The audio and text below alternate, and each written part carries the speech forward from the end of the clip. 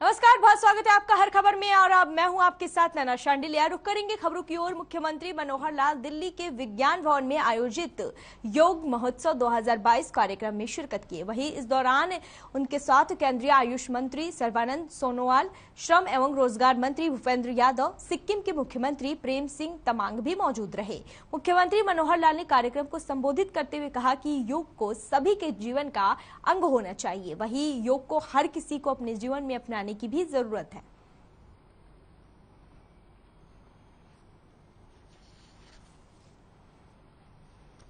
दिल्ली में योग महोत्सव 2022 कार्यक्रम का आयोजन किया गया। बता दें आपको, इस आयोजन में सीएम मनोहर लाल ने शिरकत की।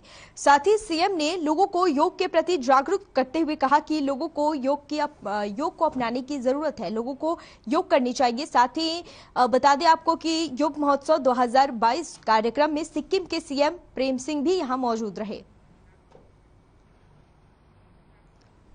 योग को अपनाने की जरूरत है। यहां पर सीएम योग महोत्सव 2022 में लोगों को योग के प्रति जागरूक करते हुए नजर आए।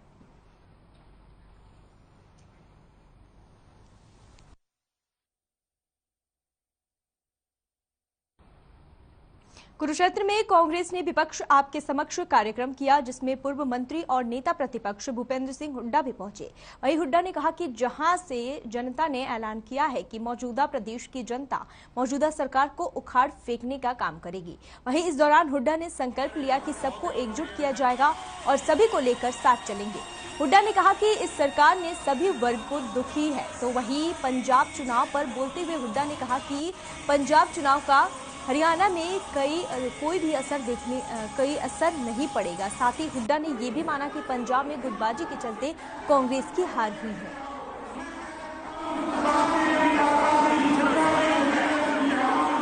देखिए, पंजाब में मैं समझता हूं जो पार्टी में एक दूसरे की गुटबंदी थी वो एक कारण हो सकता है। वो कांग्रेस को ठीक करना चाहिए।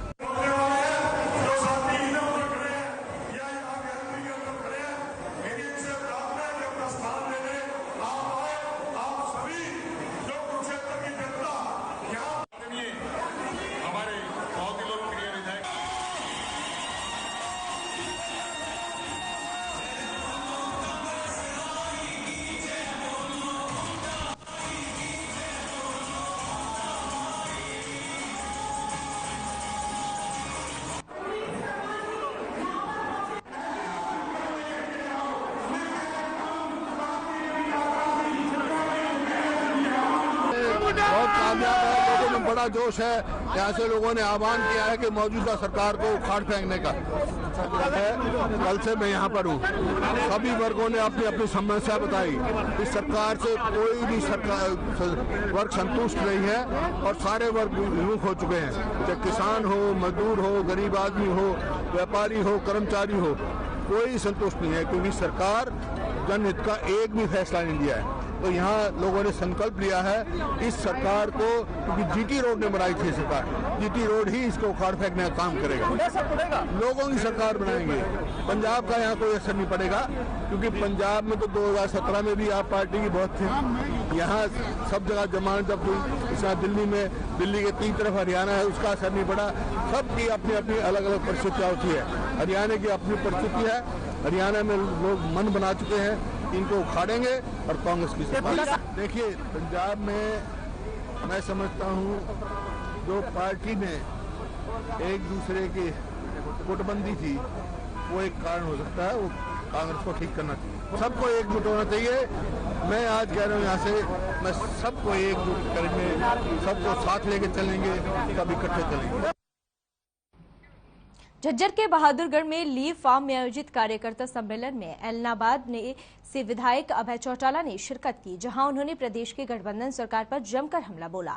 अभय चौटाला ने सरकार पर निशाना साधते हुए कहा कि चौधरी देवी लाल की ओर से शुरू की गई बुढ़ापा सम्मान पेंशन में कटौती बीजेपी जेजेपी गठबंधन सरकार के ताबूत में आखिरी कील साबित होगी। वहीं बुढ़ापा पेंशन में कटौती कर गठबंधन सरकार बुजुर्ग का अपमान कर रहा है। वही बता दें, बुढ़ापा पेंशन को 10,000 रुपए किया जाएगा, उन्होंने कहा, जबकि बेरोजगारी भत्ता 21,000 रुपए किया जाएगा, ऐसा अभय चौटाला ने कहा।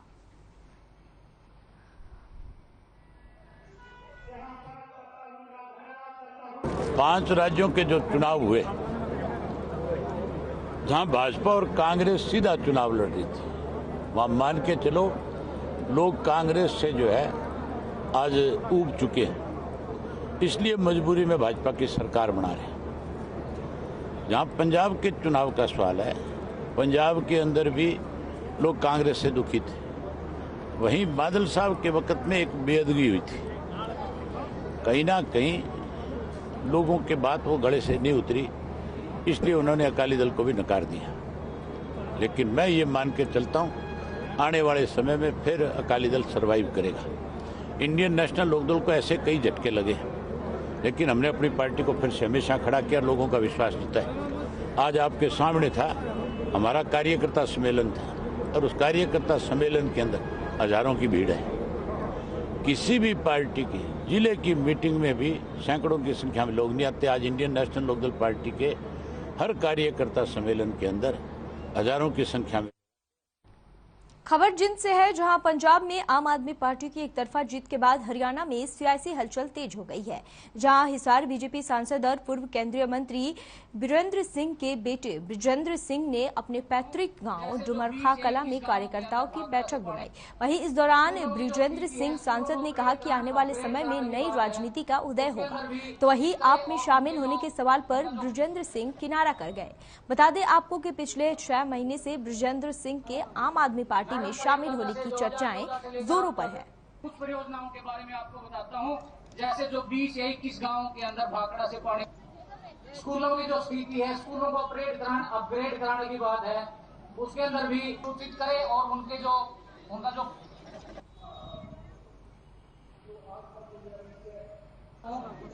मैडम प्रेमलता से 2014 से लेकर अब तक कुछ परियोजनाओं के बारे में आपको बताता हूं, जैसे जो 20 या 21 गांवों के अंदर भाखड़ा से पानी, स्कूलों की जो स्थिति है, स्कूलों को अपग्रेड कराने की बात है, उसके अंदर भी सूचित करें और उनका जो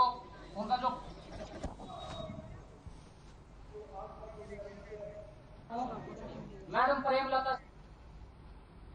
रादौर में शहीद उधम सिंह के शौर्य दिवस पर कार्यक्रम का आयोजन किया गया, जिसमें सांसद नायब सिंह सैनी ने बतौर मुख्य अतिथि शिरकत की।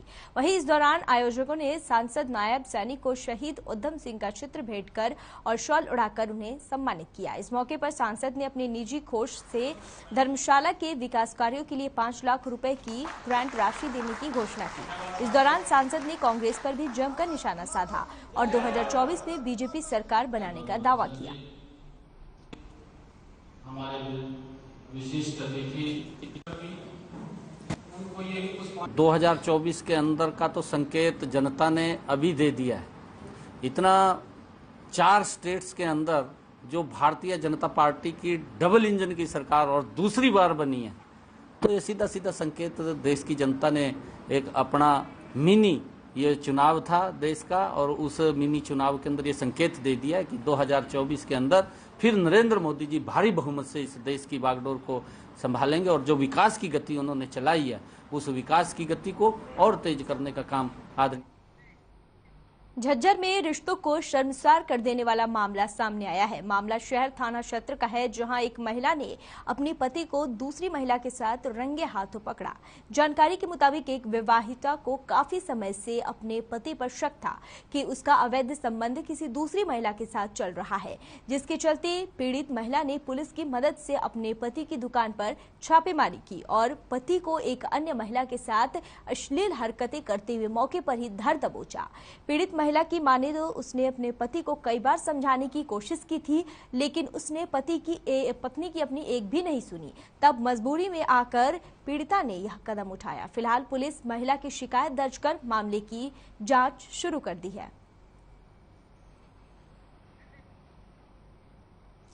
खबर झज्जर से है। बता दें आपको कि जहां रिश्तों को शर्मसार करने वाला मामला सामने आया है। बता दें आपको कि पति को बार बार समझाने पर भी पति नहीं समझा, जिसके बाद पत्नी ने लगातार पुलिस के साथ मिलकर उसके दुकान पर छापेमारी की, जहां पर पत्नी ने अपने पति को किसी दूसरी औरत के साथ देखा, जहां पर पुलिस लगातार मामले की जांच कर रही है। फिलहाल पुलिस महिला की शिकायत दर्ज कर मामले की जांच में जुटी हुई है।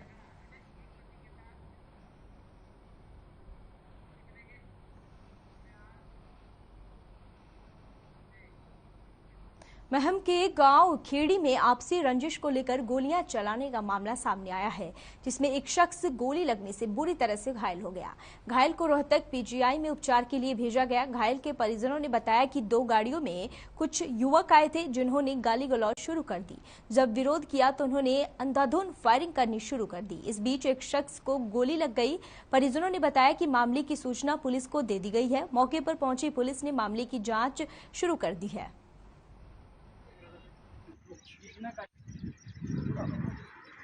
खेड़ी में गोली चलने की सूचना मिली थी।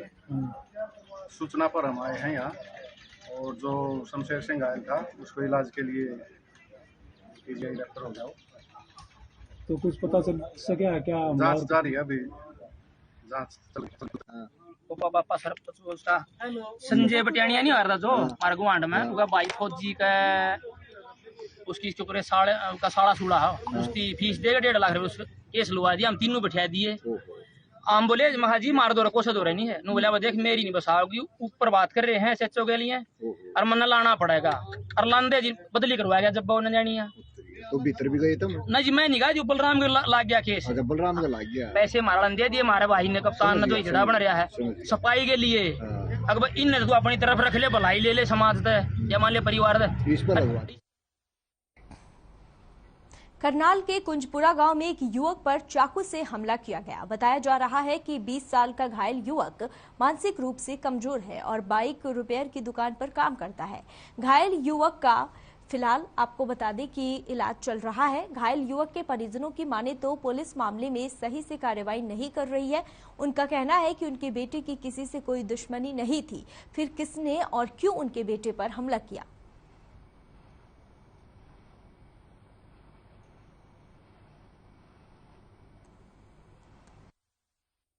कहता है इसकी बहन आई है, अपने भांजों के साथ खेल रहा था। 2-3 बार फोन आया उसके पास, उसने फोन उठाया। इसने समझा रॉन्ग नंबर, तभी मैं पता नहीं है कुछ कहा या ना कि मेरे को नहीं पता। एक बार फिर कहते मम्मी फोन आ रहा, मैं किसका मेरे को दिखा।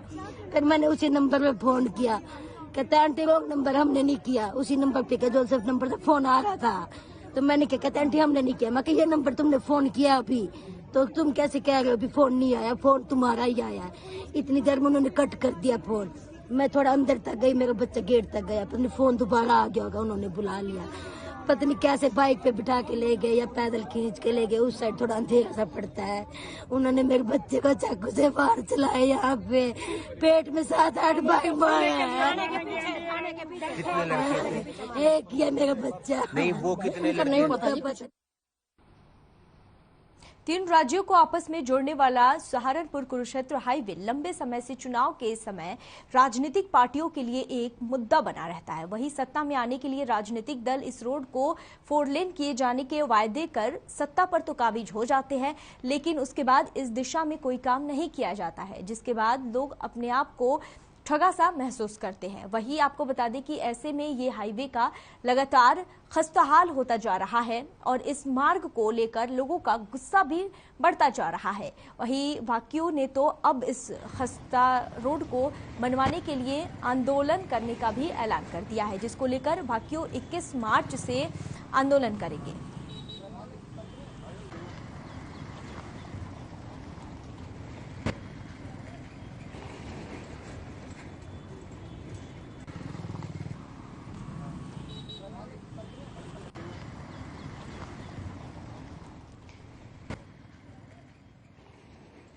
बुरा हाल है कि अफसर भी वहां बैठते नहीं। सरकार ने किसी की जान माल की कोई परवाह नहीं है। अभी 4 दिन पहले एक दौड़ी गांव का 6 साल का बेटा सड़क के खड्डे के कारण ही उसकी मौत हुई है। हम उसकी भी बड़े दुख व्यक्त करते हैं। और हमने पीछे 8 दिन पहले सरकार को चेतावनी दी थी, अगर 20 मार्च तक सड़क पे काम नहीं लगा, सड़क नहीं बनी, तो हम 21 मार्च को रादौर में बूब का चौक रोड पर जाम करेंगे। बिल्कुल रोड जाम रहेगा। और आज हमने कमेटियां बनाकर आसपास के गांव में प्रचार प्रसार शुरू कर दिया है। और आज रादौर में दुकानदारों से भी हम अपील करने के लिए आए हैं। आज जितना भी हमारा बाहर सड़कें बन रही है, पूरा मटेरियल हमारे यमुनानगर जिले से जा रहा है और खनन में इतना ओवरलोड का भी कोई परवाह नहीं कर रहे हैं। रोड के बारे में इसको 4 लाइनिंग करने के लिए इसका लगभग टेंडर भी हो चुका है। इसकी पेड़ कटने की वो NOC आने वाली है, लगभग जल्दी ही इसके ऊपर काम लग जाएगा। क्योंकि ये मैंने लोकसभा के अंदर भी इस बात को उठाया था, क्योंकि इस रोड के ऊपर जो ये कुरुक्षेत्र से लेकर के यमुनानगर तक रोड है, इसके ऊपर 500 मंडियाँ पड़ती हैं और इसके ऊपर शुगर मिल पड़ती है। इस रोड के ऊपर 2 शुगर मिल पड़ती हैं और इसके ऊपर एशिया की सबसे बड़ी लक्कड़ मंडी पड़ती है, क्योंकि इसके ऊपर बहुत ज़्यादा दबाव वाहनों का है। और उसके कारण से मैंने इस बात को लोकसभा के अंदर भी उठाया था। आदरणीय मुख्यमंत्री जी के ध्यान में भी आदरणीय कर्णदेव कंबोज जी ने इसको लेकर के आए हैं। जल्दी ही इसके ऊपर काम चालू हो जाएगा, ये 4 लाइनिंग रास्ता बनेगा।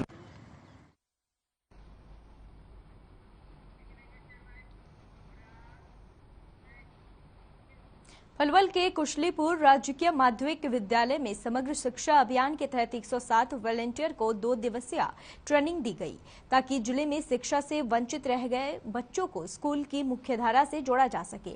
इस अवसर पर होडल और हथिन ब्लॉक के खंड शिक्षा अधिकारी भी मौजूद रहे। वहीं समग्र शिक्षा अभियान के जिला सहायक परियोजना अधिकारी हुक्म चंद ने बताया कि जिले में बहुत से ऐसे बच्चे होते हैं जिनकी पढ़ाई किसी वजह से बीच में ही छूट जाती है।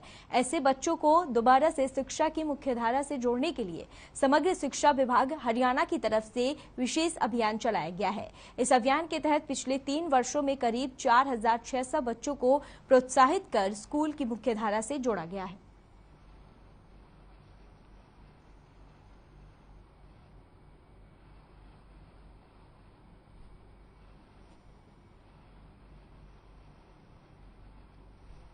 पलवल में 107 वॉलंटियर्स को ट्रेनिंग दी गई। बता दें आपको कि समग्र शिक्षा अभियान के तहत 107 वॉलंटियर्स को ट्रेनिंग दी गई। वहीं शिक्षा से वंचित बच्चों के लिए ये अभियान चलाया जा रहा है, जहां स्कूल की मुख्य धारा से भी जोड़ने का मकसद है।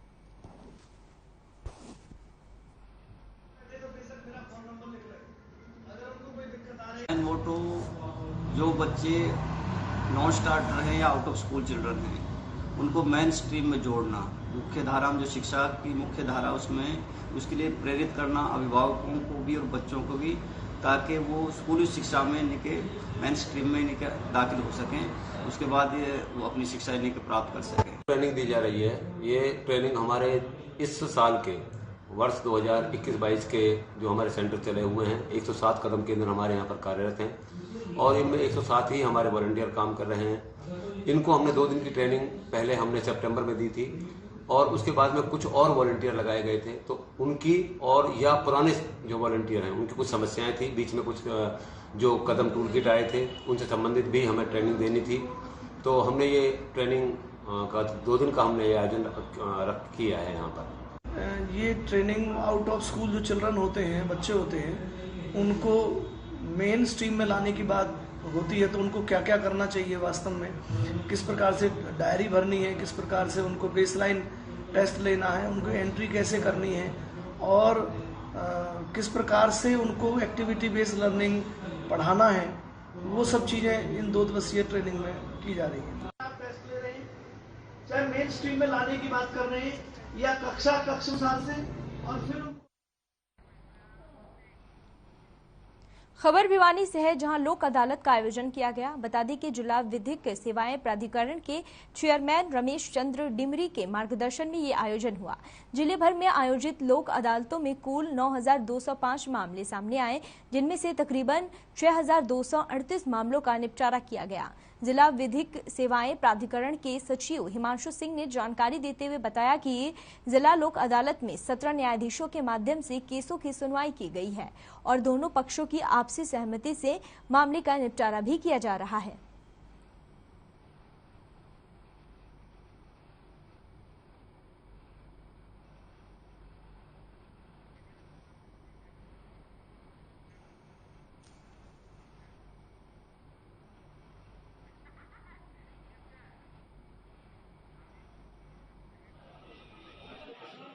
राष्ट्रीय विधिक सेवाएं प्राधिकरण के निर्देशानुसार आज संपूर्ण भारत में राष्ट्रीय लोक अदालत का आयोजन किया जा रहा है। इसी कड़ी में जिला भिवानी में भी राष्ट्रीय लोक अदालत का आयोजन किया जा रहा है, जिसके तहत हमने 17 बेंचेस का गठन माननीय सेशन जज साहब ने किया है और सभी कोर्ट्स जो हैं अपना पूरा प्रयास कर रही हैं कि वो इस लोक अदालत के माध्यम से ज़्यादा केसेस का निपटारा कर सके। इन केसेस में वैवाहिक मामले, ज़मीन जायदाद से जुड़े मामले, चेक बाउंस संबंधित मामले, छोटे मोटे क्रिमिनल केसेस जिनमें कंपाउंडिंग या समझौता हो सकता है, वो सभी मामले, लोन संबंधी मामले, बैंक संबंधी मामले सभी टेकअप किए हुए हैं और सभी कोर्ट्स पूर्ण प्रयास कर रही है कि वो ज़्यादा से ज़्यादा मामलों का आपसी भाईचारे से निपटारा कर सकें। लोक अदालत की एक सबसे बड़ी बात यह है कि इस केस यहाँ लोक अदालत में निपटा हुआ केस की कोई अपील, कोई दलील नहीं होती।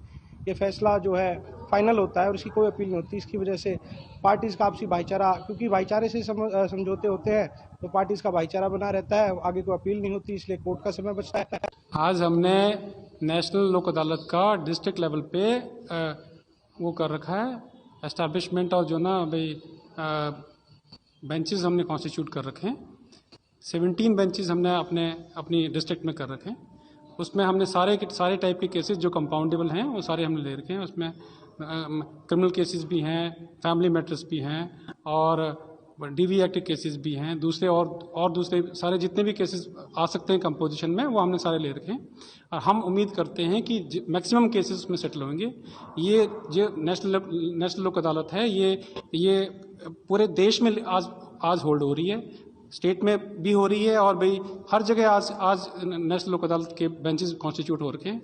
हम ये उम्मीद करते हैं कि मैक्सिमम नंबर इसमें हम यहाँ से सेटल करवा के देंगे।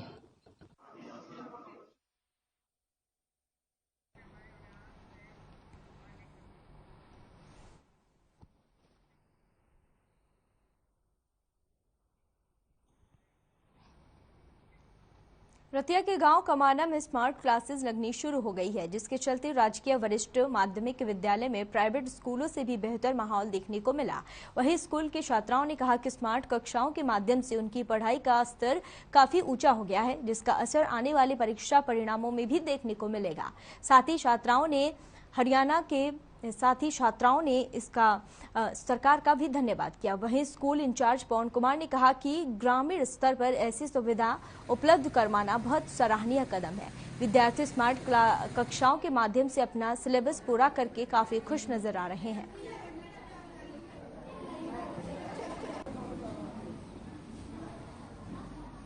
कोविड आया था, कोविड के बाद एकदम से एजुकेशन का लेवल काफी डाउन चला गया था और रुक गया था। एक तरह से बच्चों की पहुंच से बाहर हो गई थी एजुकेशन।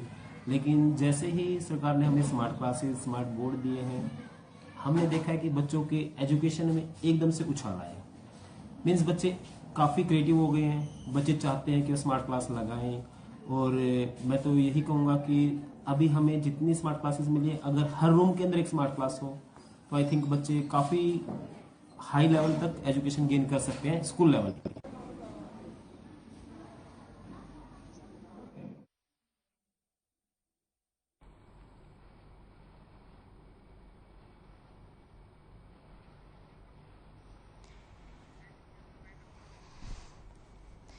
रतिया में स्मार्ट क्लासेस लगनी शुरू हो गई है। बता दें आपको कि छात्राओं के लिए सरकार द्वारा ये बेहद ही सराहनीय कदम उठाया गया है, जहां स्मार्ट क्लासेस के दौरान छात्रों को नॉलेज मिलेगा और साथ ही छात्रों के लिए ये बेहद ही सराहनीय कदम है। वही बता दें आपको कि स्मार्ट क्लासेस करने के बाद छात्राओं ने सरकार का धन्यवाद किया।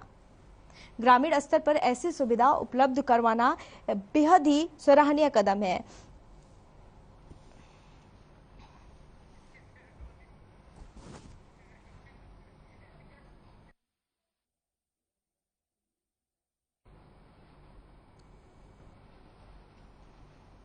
फिलहाल के लिए इस बुलेटिन में बस इतना ही। मुझे दीजिए इजाजत। देखते रहिए हर खबर। नमस्कार।